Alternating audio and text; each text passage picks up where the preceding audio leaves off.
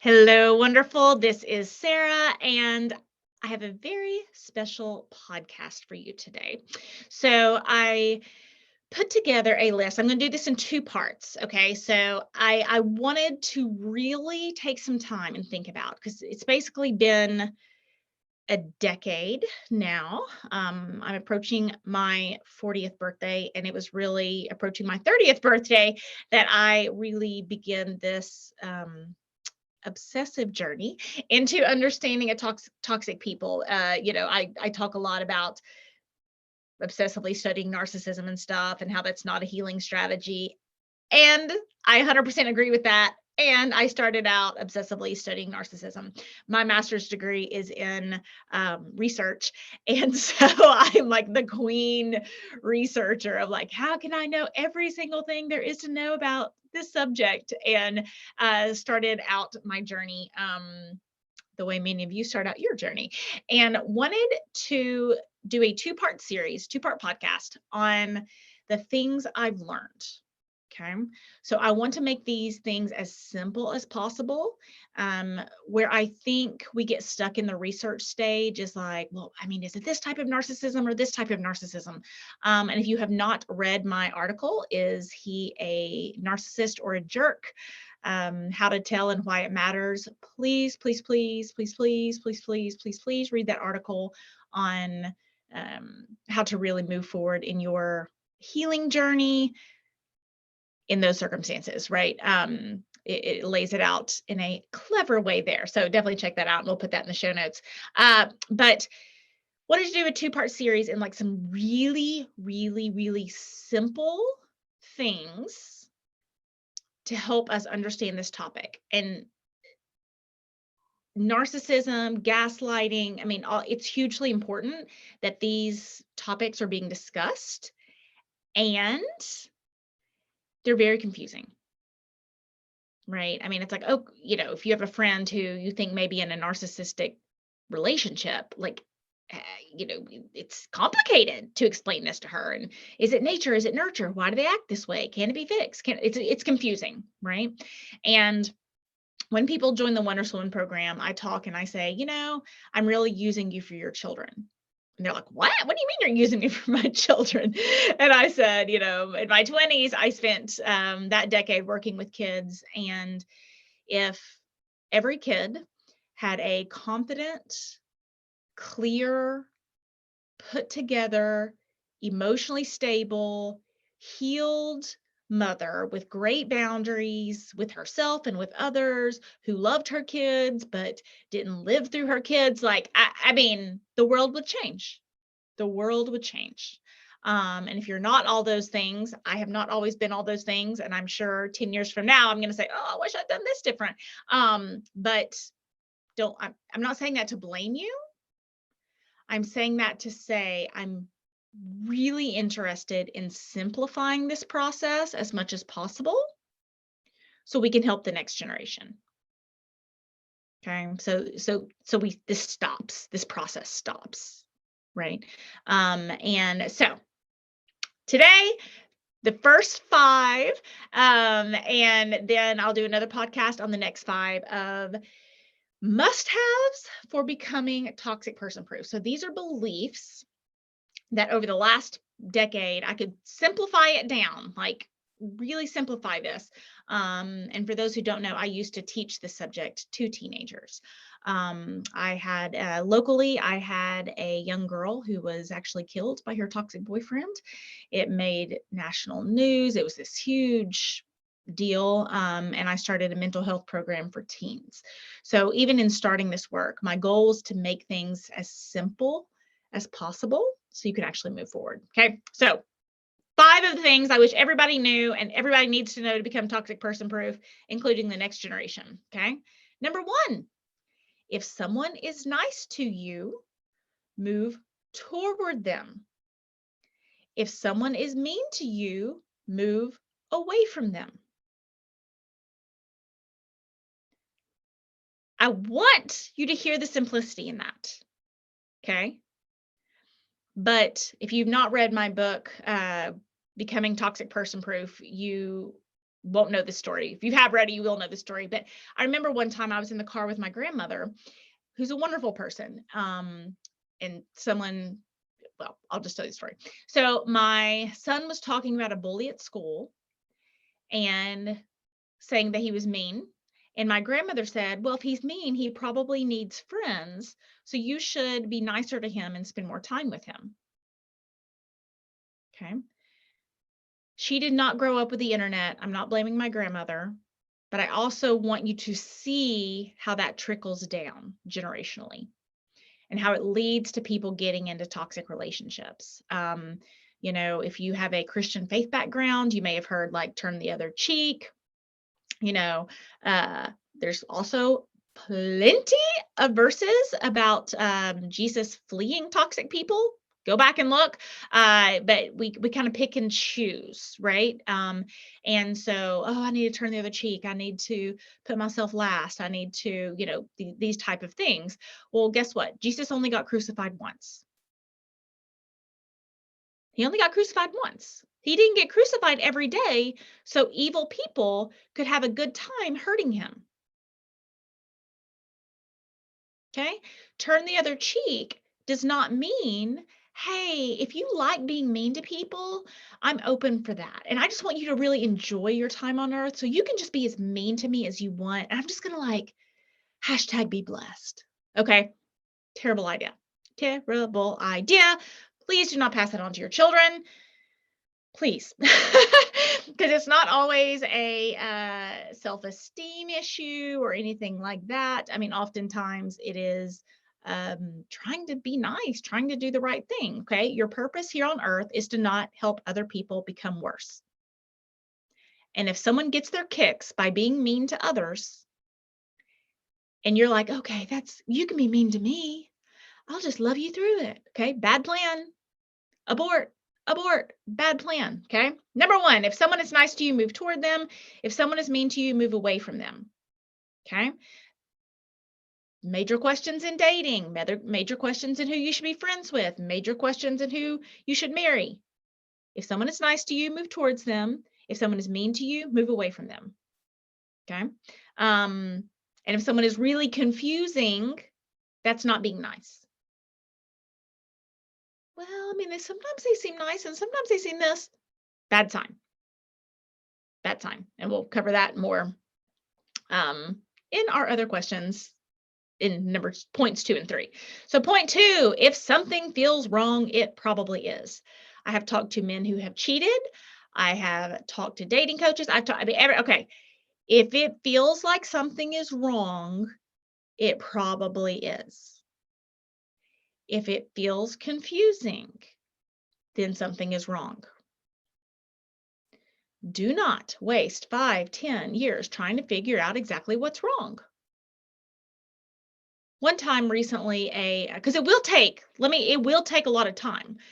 Recently, someone came to me about a year ago, and they were dating this guy, and I was like, I just don't love him. I just don't like him. Well, what do you not like, Sarah? Well, I can't put my finger on it. Okay. And what people want is for you to map out this plan on how someone's terrible with very limited information, especially if you've never met them. And it's like, well, I've known this person a month. What do you think about them? I don't like them. Why? I'm not sure yet. But I'm not wrong. This person, 10 months later, found out that this guy was dating 3 or 4 different women and had different personalities with each woman. There's no way anybody on the planet can know that that's happening to someone they haven't met with very limited information. You have to trust your gut. You have to trust your intuition. If something feels wrong, don't give it the 10 months or 10 years to figure out exactly what was wrong. Feels like something's off. Feels confusing. Feels like there's a missing piece. Feels like something's weird. That's your answer. That is your answer. Okay, so number 1, if someone is nice to you, move toward them. If someone is mean to you, move away from them. Number 2, if something feels wrong, it probably is. Okay, point 3, nice people don't pretend to be mean sometimes. Nice people don't pretend to be mean sometimes. So if you see someone's mask fall off, they are a mean person who's pretending to be nice, not a nice person pretending to be mean. Okay. The answer. The answer. Don't get in your head about, well, but they just need someone to love them or they had a hard childhood. Plenty of people have had a difficult childhood who have turned out to be healers, therapists, coaches, teacher, whatever. Plenty of people have had bad childhoods that they have not used as excuses to hurt others. Remember, if you think your purpose here on earth is to let other people be mean to you, so you somehow get like a spiritual crown or a holy crown, I don't know who's telling you that. I am so sorry. People told me that. I am so, so sorry. What I can say is that is not your purpose here on earth. And I refused at some point to stand before God and say, I was just so good at people being mean to me. I was just so good at it, God. How did you make the world a better place, Sarah? Everyone who wanted to be mean and selfish and terrible, I let them. I didn't hold them accountable. I didn't get away from them. I didn't make them responsible for their actions. I just took it. That was not going to be my legacy. And I hope you don't want it to be yours either. So whatever is in your head of like, oh, I'm a bad person if I set boundaries, I want you to scrub that out. Like listen to what I just said over and over and over again. Scrub that out. Okay, last one for today. I have another 5 that I'm going to do. But last one for today. Oh, no, I'm on number 4. Sorry, obviously need more coffee. Okay, so point number 4. Between 10 and 20% of people have some type of personality disorder. I have literally spoken on this podcast, maybe Zoom to Zoom, but personally spoken to all these experts that you've read books about and nearly all of them. And this is something they are all in agreement about. It's either 10 or 20%. So 1 in 5 or 1 in 10 people have personality disorders. Good news, not everyone is toxic. Not everyone is terrible. Bad news, you better figure out the difference. And what every expert is also agreeing on is that it's getting worse. Like there are more toxic 20-year-olds now than when someone who's 50 was 20. So it's not that they're more toxic 20-year-olds and they grew out of it and that's just kind of a normal progression. No, what every expert is agreeing on is that currently there are more toxic 20-year-olds than when people who are 60 now were 20. Everyone's in agreement about that. All the researchers, now what's causing that? We don't know yet. But they are all in agreement about that. So at one point, maybe it was like, oh, I could just be nice and everyone will be nice back. Please don't teach your children that. These little pillows that are like, if you can do anything else, be kind. Well, being kind is not giving a cocaine addict cocaine. There's nothing kind about giving someone who's addicted to alcohol a bottle of wine. That's not kind. Okay, we can agree that that's not kind. So allowing someone to be as selfish as they want, if their addiction is selfishness, not kind. It is not any more kind to allow a selfish person to be consistently selfish than it is for a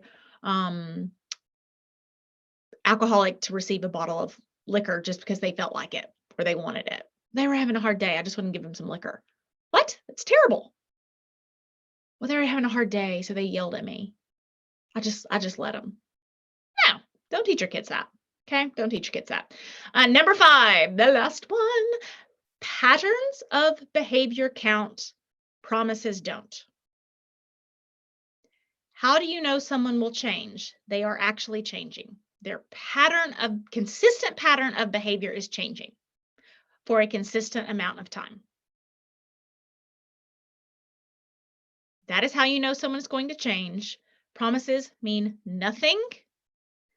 Patterns of behavior count. Okay. So, quick recap. My 5 lessons learned that I hope are very simple. 1, if someone is nice to you, move toward them. If someone is mean to you, move away from them. Number 2, if something feels wrong, it probably is. Do not waste your life trying to figure out exactly what it is. It will be a wasted life. I've seen it thousands of times. Number 3, nice people don't pretend to be mean sometimes. If you see someone drop their nice mask, then the dark side is who they really are. Number 4, between 10 and 20% of people have some type of personality disorder. It is also going to be worse for your children than it was for you. I wish this was not the information I had. It is the information I have. I'm so sorry. That's why I'm trying to give you some very easy and quick tips to help the next generation. And number 5, patterns of behavior count. Promises don't. Okay. Now, this goes both ways. If someone is usually wonderful and they mess up one time, that's still a pattern of good behavior. Where you get tricked is if someone's consistently bad and then they say, oh, I'm going to be good this time. And then they take you on this predictably unpredictable roller coaster. Don't do it. Patterns of behavior count, promises don't. If someone is changing, you will actually see a change in their pattern of behavior, not just a promise. Okay? I hope that helps you on your journey to becoming toxic person proof. And please share this with somebody else who needs this information or somebody else with kids. Please, please, please help me help the next generation have less stress and healthier relationships than what I'm seeing now. Have a great day.